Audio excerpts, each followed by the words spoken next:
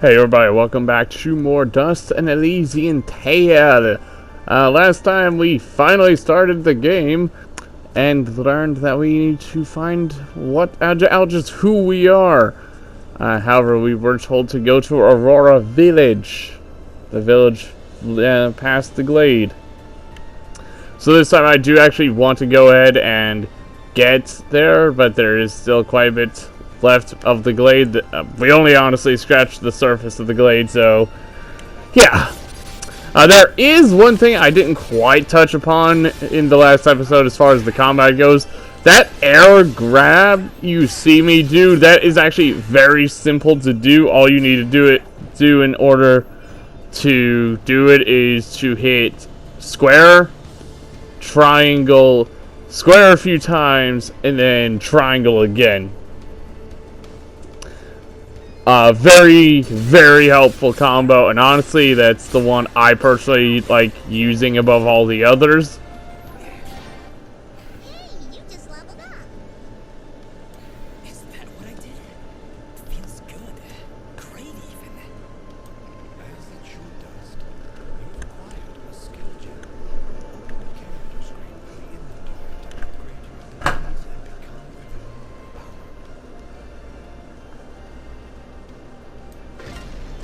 Okay, welcome to the character screen. From here, you can assign skill gems acquired by leveling up to improve your attributes. Now, note that your highest stat must be within 4 gems of your lowest stat. I personally love this level up system. I like the fact that they force you to be balanced. You can't just put all of your points into attack power. However, I do not want to use up my skill points right away. Simply because I don't need to. Why should I? So we will come back to that later. And the good news about that is that unless you're playing on casual mode, they will not use up your skill gem unless you choose to. But on casual mode, they will just automatically use the skill gem up whether you like it or not. Really don't like that design choice. And we got a note, leap of faith. They changed, and I ran. They chased, and I ran. 5, maybe 6 of them. All armed to the teeth and closing in fast. I'd made it to the Archer's Pass, but with an arrow in my leg, and they caught up with me and at that headless statue. Surrounded, desperate, and nowhere else to go, I climbed out to the head and made a leap of faith. That is a thing we want to keep in mind for later. That's not quite something we need right now because that's a later area. Over here we can grab a key. And you really want to grab every key you possibly can. Because by my record, just to get all of the missable friends alone, I believe you need 48 keys total. And that's not even counting the various chests throughout the world, which, believe me, there are a lot. One important thing to note here is that you can jump down that little tree branch thing below there, which I don't know why I didn't do right there. I am really a dumbass. And I personally love how vertical this can get. You'll see very shortly, but the vertical movement is very easy to do in Dust, and it just makes the combat a blast. Ask anyone who's played the game, and they will tell you that the combat actually got pretty addicting. And that little sequence I did that dazed the enemy, don't worry about that quite yet. That will be explained shortly. Here we have a chest. Again, just complete the button sequence in order to get the chest open. Now, I could have gone. Actually, we did get a armor here, which will raise our defense by 4 and luck by 1. But anyway, I don't think the contents are random, are they? I actually don't recall. I don't believe they're random, but I might be wrong. Gonna have to look into that at some point. movement just in general feels really smooth and non-intrusive. I mean, I guess that's what you could say games are supposed to, but it It's really beautiful up here. Yeah. So, any of you remember fidget. Wow, really fidget. I mean, you could tell me.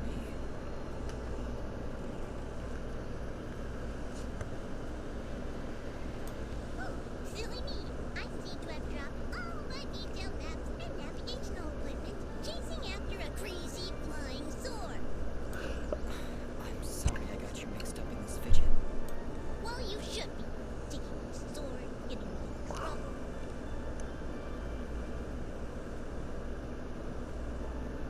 You know, now that I think about it, this isn't the first time I've seen this view. I've stood here before, in this very spot. Then perhaps you recognize the village at the base of these cliffs? It's hard to make out from here.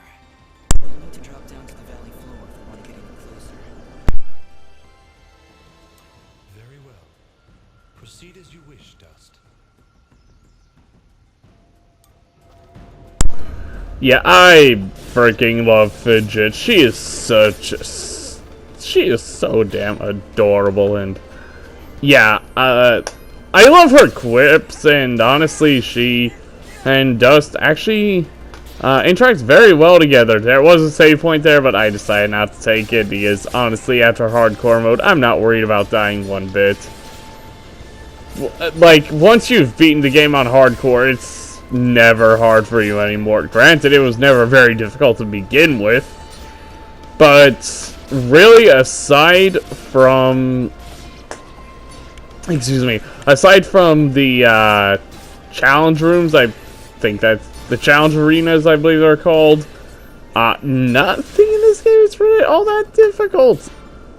I mean, there are areas, that get tricky, but I wouldn't call it difficult. I think it only really becomes easier as you get more abilities. I don't know, maybe it's just me. And of course, being a Metroidvania, the more abilities you gain, the more of the world that opens up to you, which, though to be fair, compared to something like, say, Hollow Knight, it's actually decently linear. So, you don't even need to friggin'...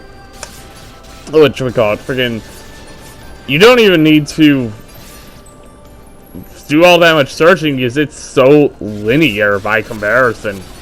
I mean, granted, in that way, it's well designed, but whatever. Here we finally got the aerial dust storm. Simple, just jump and then press triangle. Or hold triangle. I love this move. Probably...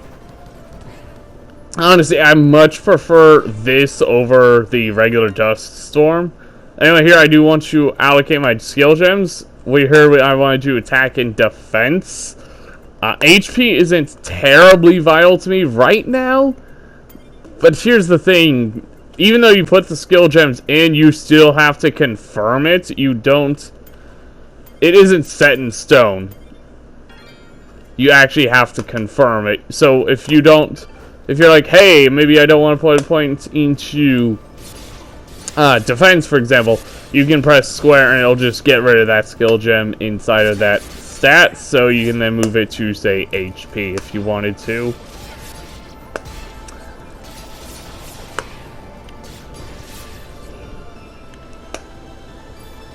Like I said, really thoughtful on the developer's part, and honestly, it still amazes me that this was made by, I think, just one person for the most part. I think it was made, by one person, but then... Is that a tent? Is there somebody in there? Whatever it is, it's got glowing eyes of evil. A merchant lies in wait. Do not let his appearance frighten you. I sense he only wishes to assist in our journey. I wasn't frightened.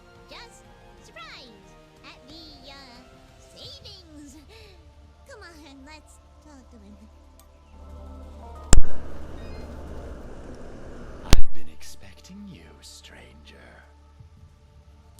Who are you? Merely a friend with many wares for sale. Shall we conduct business? Anyway, here we have a shop that he sells healing items, which actually we do want to grab 2 blue mushrooms because those will heal poison. There's the tasty cupcake, which heals 60 health. Not very handy for right now. We have pretty much all of the item types here. Materials, we don't want to worry about those just yet. Anyway, I do want to buy the +6 attack augment because more attack power is always helpful.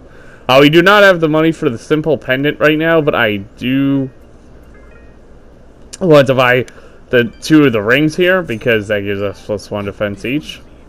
Might I propose an offer? That would depend on the offer. If I may be so bold, you are not prepared for the journey ahead. I, however, can offer assistance. Please, accept this blueprint as a gift. Should you find a blacksmith and the necessary materials, they may be able to craft the item for you. I can offer you materials as well, though I'm not entirely sure what materials this land deems of value. I am not from around here, as I'm sure you've guessed by now. Once you've sold me a new material type, I will be able to restock my store with it. As for your reward, I will pay you a bonus for the first new material you sell me. You'll buy them at a high price. Well, yes. Yes, I will. Thank you. Watch your back, my friend. Anyway, we do want to go straight back in, and we want to sell the materials we have. That way he will eventually restock them, because some of these materials are really freaking hard to get. And I'd rather not have to farm for hours to freaking get even 1 copy of a material. Granted, even if you have a guy, it can still be a pain in the butt, but every chance you get, sell materials. Well, new materials. Most appreciated. The materials you've sold me will be quite useful. I'll attempt to restock them as time goes on. I also share my stock with other merchants. With our help, you will save valuable time collecting rarer materials. Thank you. Watch your back, my friend. Anyways, I was going to say before I was interrupted, the creator of this game, Dean Doudrell, I believe his name is, he created this game almost entirely by himself. I think the only parts that he didn't make on his own. By the way, this is a bomb. Sometimes it'll go off after 10 seconds, but sometimes it's not. It's really random. When you see those yellowish wall things, you can just use the bomb to blow them up. Anyway, so Dean Doudrell apparently created this game with like a budget of like $40,000. That's what I've heard anyway. And on top of that, to make things even crazier, and I cannot believe this, but aside from the voice acting, music, and some of the world building, I believe, like I said, everything else is all him. Now, for the record, 1-person indie games, they're nothing new. By the way, equipping the items we got here. Can't believe I didn't do that earlier.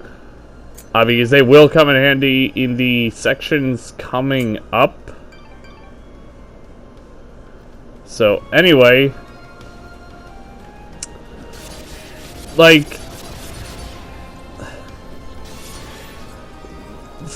single-person indie games are nothing new. They never will be. But I don't think I can personally think of an example where a one-man indie game turned out to be such high quality. Granted, Dust doesn't seem that promising right now because pretty cliche premise. I mean, come on, person with amnesia, that's one of the most overused tropes in the book. But honestly, I think this actually has a pretty effective story. I love the way that it portrays amnesia. In fact, I think personally this is the second best example of amnesia I've personally seen, behind Pokemon Mystery Dungeon Explorers of Sky. Yeah, Explorers of Sky. Again, that's just me personally. Many people are likely to disagree. By the way, the bombs will explode if they come in contact with an enemy or one of those wall surfaces. So you really want to time that properly, but I know from personal experience that that can be a bit hard to do, which is unfortunate. Really, your best tactic is to go ahead and clear out a room of enemies before you try to do anything with the bombs. Granted, there is a trophy on PS4 for killing like 6 enemies in a row with bombs. These enemies here, honestly, once you know how to parry them, they are really not that hard anymore. Quick, get it out! 4 locks. I'll take a wild guess and say we need 4 keys. This is what I was talking about with the friends. You need 4 locks keys to open up one of these. Over here, if we blow this up, you will see a small crevice of sorts. You will not be able to get to that until a bit later, so keep that in mind. One thing I like about Dust Elysian Tail is the fact that on your map, it is very easy to tell, oh, okay, this is where something I haven't gotten yet is, because on the map, if it has a circle, that means it still has treasure in there that you still have to get. Dust, there's something up there. Not a problem at all. Stand back. All right, I've got it. Wait, no. Ah. Having some trouble there? Yeah, I don't know. I just can't get a good enough grip. Aw, you're just trying to show off. That's sweet. Don't worry about it. I'm sure there's a way to get up there. We'll just come back later. For once, Fidget was actually right. We do have a power-up that we can get much later that will let us climb that. So once again, keep that in mind for later. Anyway, so I actually kind of like these screens that almost have nothing in them. Be on your guard, Dust. I sense a powerful foe ahead of you. Don't worry, Dust. I'll be behind you every step of the way. Way behind.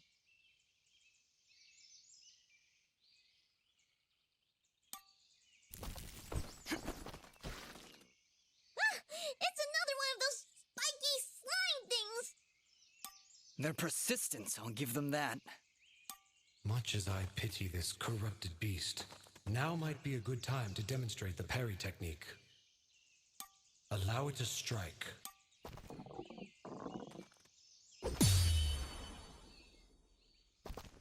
Hey, you dazed it! Attack and hold the button at the moment of the enemy's strike, and you will parry their attack, opening them up for a counterattack. Timing is crucial, and you must be facing your opponent. And as you can see, a successful parry may also daze your opponent temporarily. Now, put this beast out of its misery. As Ara mentioned, just hold down square when your enemy is about to strike and you'll daze them after parrying. Parrying, I believe, deals double damage. I think it's double damage. So very handy skill. It does take a bit of time to get used to, though. Anyway, we do have our first friendly NPC that isn't the merchant, so I will shut up momentarily. Over there. Ask them if they've got anything to eat. We're in a bit of a hurry, Fidget. Don't worry, I'll feed you later. Hey, I'm not a pet! But, I would appreciate that. Thanks.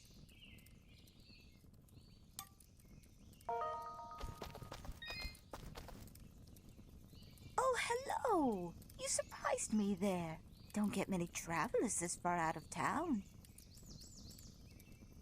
Sorry about that. It's nice to finally meet a friendly face. So we're getting closer to the village then? You mean Aurora Village? Yes, it's just beyond those fields to the east. and I think you might be just in time. What do you mean? The monster attacks down there have been getting worse. Right before you showed up, I'd swear I heard somebody shouting. She's right, Dust. I can hear somebody calling for help further down the path. Let's get going. Yes, please hurry. Be careful. Please, you've got to hurry. Please note that she does have additional dialogue once you rescue Oneida and Gihan, so come back for that after you do so. I will save here just because even after my playthroughs, I am still pretty bad at this combat section coming up, so my sincerest apologies. Look! Please, help us!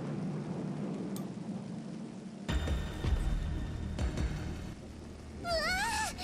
Look at the size of that thing! Don't worry, I think I can handle it. Exercise all you've learned, Dust.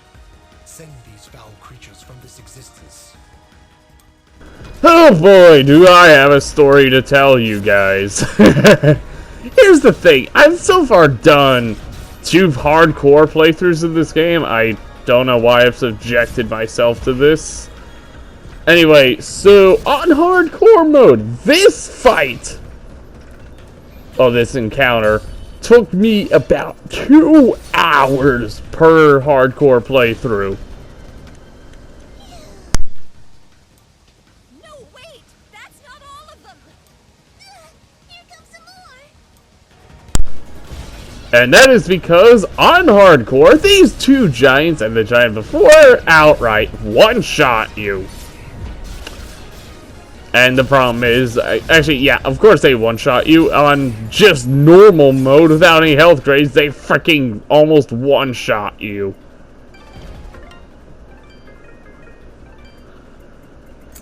Sorry for the weird menuing here. I wanted to equip an healing item here, but I failed to do so. Anyway, so on both of my hardcore playthroughs, this took me so long to get past. And it's just really left a sour taste in my mouth. Is that it? Did we get all of them? Yeah, I think that's it. Well done, Dust. You have proven yourself a worthy swordsmaster, and none too soon. Bah, they weren't so tough. I could probably take on another 4 or 5 of them. You know, if I had to. And Dust was there. Oh, thank you so much. What happened here? I don't know. We were out here checking the fields when those giants attacked. We've been having a lot of problems with smaller beasts, but this is the first time a giant has ever come this close to the village. Then the first step of your journey is near its end, Dust. The village lies just ahead. Yes, we arrived. That's great. But what now? That has not yet been revealed to me. These people are safe, and that is what is important. Let us continue onward. Will you two be alright? Yes, I just need a moment to rest. I'm not sure how you did it, but you took down 3 giants single-handedly. Not a problem. That's what we do. Bringing justice to the weak and defenseless. Hey, who are you calling weak? I believe they do have additional dialogue, so talk to them again. We're still a little shook up, but I think we'll be fine. I just need to sit here for a while. My leg still hurts. You should get to safety when you can. I cleared out quite a few monsters on the way in, but you never know when they'll be back. Did one of those monsters hurt you? Well, I mean, not exactly. This old lug twisted his ankle running away from those monsters. Nice of you to stick around to protect your poor old wife. I was running to get help. Yeah, lots of help in the tool shed, I'm sure.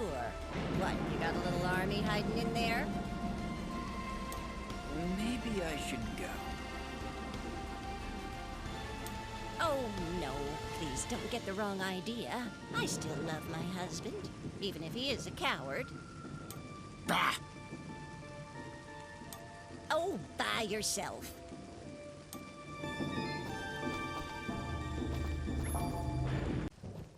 Anyway, as I mentioned, she does have new dialogue once you rescue Oneida and Jihan, so one moment. You're helping those people out? We're doing our best. That's a good boy.